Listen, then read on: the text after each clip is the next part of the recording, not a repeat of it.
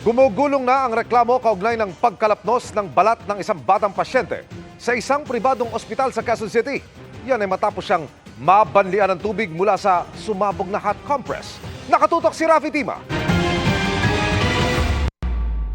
Lapnos ang balat ng tiyan, hita, singit at maselang bahagi ng 9 na taong gulang na ito matapos matapunan ng mainit na tubig sa loob ng pribadong ospital sa Quezon City.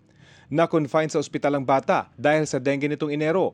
Ihahat compress daw sana ng isang nursing aide ang bata dahil masakit ang tiyan. Pero ang pinaglagyan ng mainit na tubig, isang surgical glove. Sabi ko, safe ba yan? Sabi naman niya is, Mom, tried and tested na po ito. Yun ang sabi niya. Ito po talaga yung gamit namin. Nagulat na lang daw siya nang biglang sumigaw ang bata.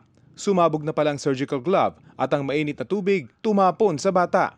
Instead, tanggalin niya muna yung mga damit, yung pajama. Hindi, niyakap niya ang anak ko at sinabi niya pa, sorry mom, sorry baby, sorry mom, sorry baby. Ang ikinasasama ng kanilang loob, sa 3 linggo nilang pananatili sa ospital dahil sa insidente, tila isinantabi raw sila ng ospital. Alam mo, lagi lang sagot sa akin, Rafi, is nag-uusap pa po, nagmi-meeting pa po. Sabi ko, it's been a week. Every day ako naghihintay sa inyo pero hindi kayo, wala kayong yung initiative na pumunta sa akin.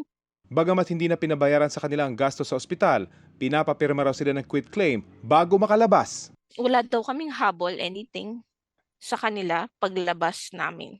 Hindi niyo po Yun yun. pinirmahan So, ano, hindi ako pumirma.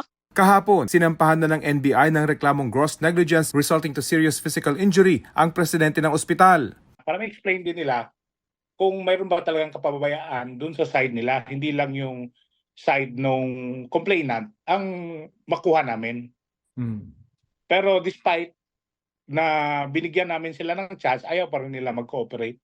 Sinubukan namin kunan ng pahayag ang mga kawani ng ospital tungkol sa aligasyon, pero ayon sa isang aming nakausap sa landline ng ospital, hindi raw sila makapagbibigay ng pahayag sa ngayon. Desidido ang ina ng biktima na panagutin ng ospital lalo pat posibleng magkaroon daw ng pangmatagalang epekto ang insidente sa kanyang anak at para hindi na ito maulit sa iba pa.